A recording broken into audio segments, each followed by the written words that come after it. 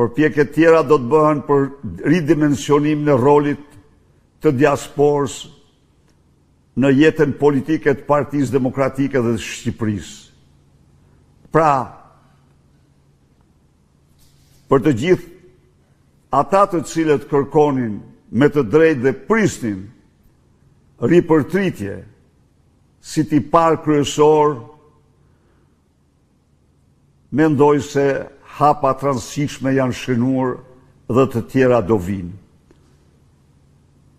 Gjatë kësaj jave vazhdoi me heroizëm epik protesta rinore qytetare në bulevardin e Tiranës, pavarësisht nga terrori qeveritar i Edi Ramës dhe fallangave të tij të krimit ndaj eksponentëve të kësaj proteste dhe pjesëmarrësve të saj. Kryengritja paqësore e rinisë dhe qytetarëve shqiptar vazhdoi e pamposhtur, duke siguruar mbështetje të madhe ndërkombëtare,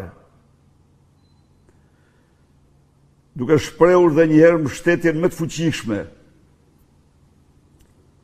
për këtë lëvizje, për këtë protest të paprecedent që nga vitet 90 në historinë e Shqipërisë ftoi çdo demokrat të marrin pjesë në frymën e saj si qytetar, të bëjnë gjithçka për suksesin e saj. Së fundi, Edi Ramës, narkodiktatorit të Tiranës, po i del boja në të katër anë të botës. E vërteta është që mediat prej shumë kohësh dhe në veçanti këto muajt e fundit kanë portretizuar Edi Ramën ashtu siç është.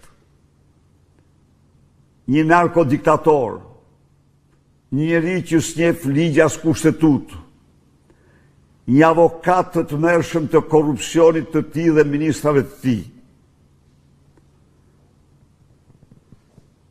Organizatat mëdha politike ndërkombëtare kanë demaskuar atë, por një raport tjetër që vjen nga Komisioni Evropian për Shtetin Ligjor, mediat e lira, drejtësinë, damkos Edi Ramën dhe regjimin e tij në mënyrën më të fuqishme. Mbrojtjen që ai bëri korrupsionit të Lubi Ballukut me emër, sulmet e paprincipa ndaj organeve të drejtësisë nga Edi Rama, korrupsionin e shfrenuar të policisë së shtetit dhe organeve dhe institucioneve të tjera. Lubi Balluku është bërë tashmë çështje jo vetëm e shqiptarëve, por çështje e Bashkimit Evropian. Qëndrimi i tij ndaj mediave damkoset. Natyrisht, të gjitha këto janë dëshmi e plagosjes së përfundimtare të Edi Ramës dhe regjimit të tij. Ju faleminderit. Muharrem Kurti, përshëndetje Dr. Berisha. U bën disa ditë që Ministria e Vučićit flet për spastrim etnik e dëbim të shqiptarëve dhe shteti shqiptar e Rama nuk ka asnjë reagim. Pse Rama e ka mbyllur gojën për këtë rast? Ju falenderoj për pyetjen. Deklaratat e monstrës, e ministres monstër të Beogradit, me të cilat ajo dëshmon se zgjidhja më e mirë e problemeve ndëretnike është spastrimi etnik dhe genocidi, kanë marrë ndëshkim ndërkombëtar. Kanë reaguar fuqishëm Komisioni Evropian në zëdhënësën e saj. Ka reaguar për hir të vërtetës edhe sekretarja edhe komisionerja për zgjerimin zonja Kos. Ka reaguar fuqishëm zëdhënësi Foreign Office, Ministrisë Jashtme Britanike, por kanë reaguar për hir të vërtetës dhe dhjetra deputet dhe personalitete në vetë Serbi. Republika e Kosovës e ka shpallur non grata. Edi Rama dhe zëdhënësi i turpit Ministrinë e Jashtme kanë heshtur si fije e barit, dhe jo vetëm heshtur. Por Edi Rama deklaroi se nuk mund të përfshihet në histerizëm asaj një çyryk flet këto apo ato. Edi Rama është një sklav, një vasal i Vučićit. Ta kuptojnë shqiptarët mirë se që janë këta që përfaqësojnë, që nuk pranojnë dënimin e genocidit serb në Kosovë. Dhe tani, kur ministri Aleksandar Vučić deklaron se duhet spastu etnikisht Kosova, Edi Rama e quan një çyryke.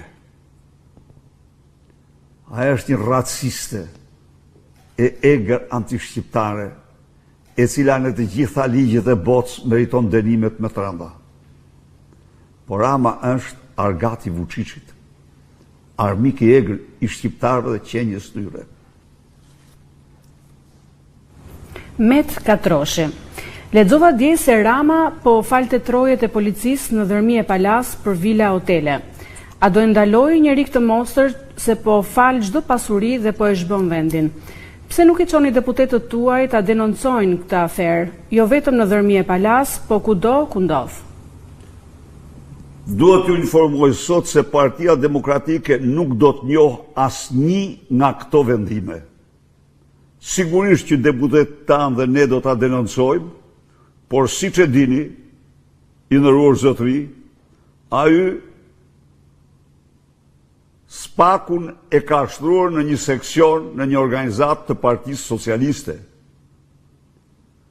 Ne do bëjmë detyrën tonë, por ne nuk do t'i njohim kurrë këto vendime. Mario Runa. Doktor Berisha, raporti Komisionit Evropian për shtetin e së drejtës ngriti shqetësime për rastin Balluku, imunitetin parlamentar dhe pengimin e hetimeve për korrupsionin e nivelit të lartë. A prisin që Bashkimi Evropian të ushtrojë presion real, apo vetëm protestat e fuqishme qytetare mund ta detyrojnë drejtësinë të veprojë?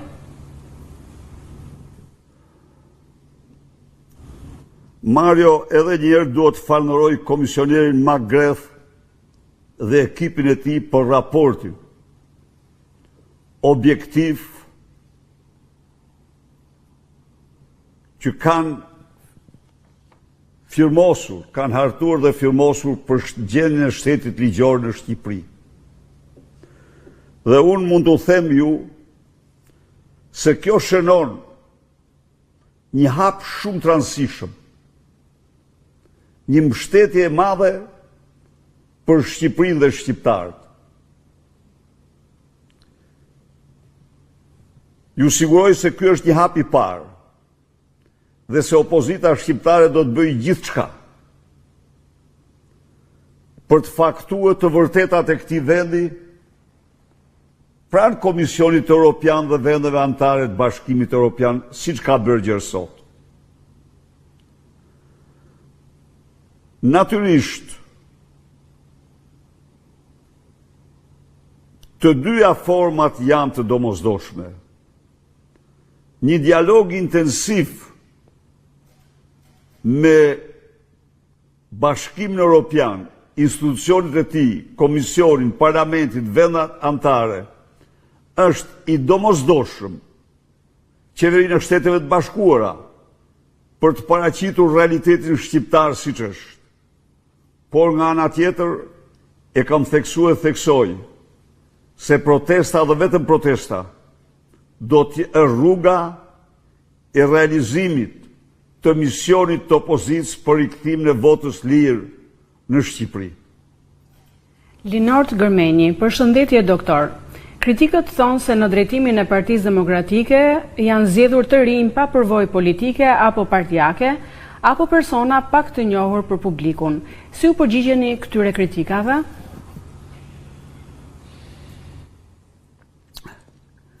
Falenderoj për pyetjen. Këto kritika kanë të drejtë një fakt. Sigurisht të rinjt nuk mund të pretendohet se kanë shkallën e njohjes me të tjerët, që kanë shumë më tepër vite, emra të cilëve lakohen në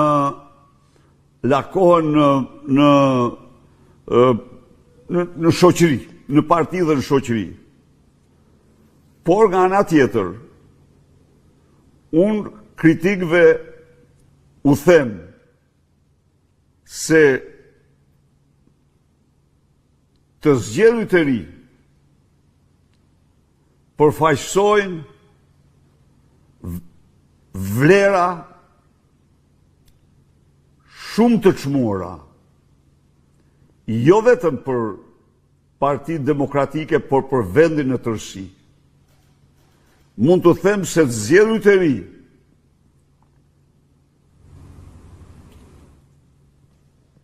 në CV-n e tyre, brenda dhe jashtë Shqipërisë, kanë ekselencë, shumica e tyre. Kanë pasionin dhe vullnetin për të shpalosur energjitë e tyre. Dhe unë besoj biem dakord të dy që kërkesë themelore për këtë forcë politike ka qenë ripërtritja. Për vetë historikun e saj, ata që e sollën Partinë Demokratike në këtë situatë, për mua dhe koha ata janë heroj të vërtet. Sepse ata rezistuan një terrori, një përpjekje noftat pa shembull në historinë e Europës për të vënë në kontroll forcën e tyre politike, për ta zgjesuar opozitën e vërtet në këtë vend. Ata meritojnë të gjithë një nderim dhe vlerësim të jashtëzakonshëm. Por, natyrisht, ne nuk mund të mohojmë se betejë jonë për sovranitetin e brendshëm të vendit, masi asnjë vend pa opozitë sovrane nuk ka sovranitet të brendshëm. Betejë jonë për të qëndruar opozitë e vërtet ka patur çmimet e saj. Kështu që ripërtritja ishte absolutisht kushtrimi i çdo demokrati dhe demokratje, i çdo qytetari dhe qytetare. Duhet unë që në fillim të rithemelimit dola me motor, në qoftë se u kujtohet, për një parti demokratike më të fortë, më të bashkuar, më të hapur.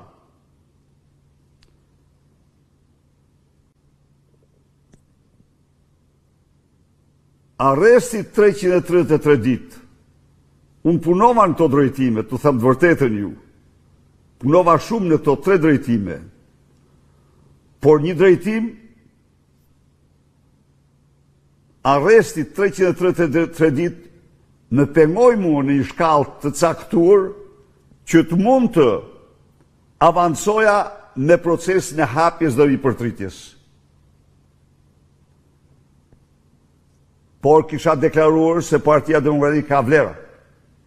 Ka individ me vlera nga më të veçanta dhe më të çmuarat. Dhe u siguroj që ka dhe plot të tjerë që ju do t'i njihni në kohrat që vi. Kështu që bazuar në këtë divizë, Kuvendi përcaktoi ripërtritjen si moto kryesore tonë. Dhe ne do t'i qëndrojmë asaj. Këshilla Sterkaj, zoti Berisha, dje